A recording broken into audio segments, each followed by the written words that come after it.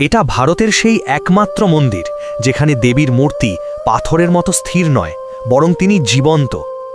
মহারাষ্ট্রের তুলজাপুরে অবস্থিত মা তুলজা ভবানী মন্দিরে বছরে ৩ বার দেবীর আসল মূর্তি নিজের সিংহাসন ছেড়ে ঘুমোতে নামেন।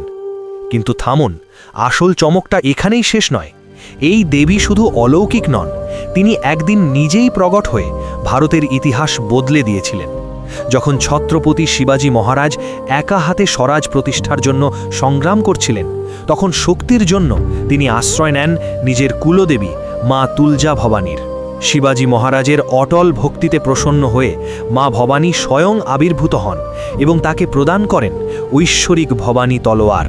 এই তলোয়ারই কাঁপিয়ে দিয়েছিল সুলতানাতদের শাসনের ভিত।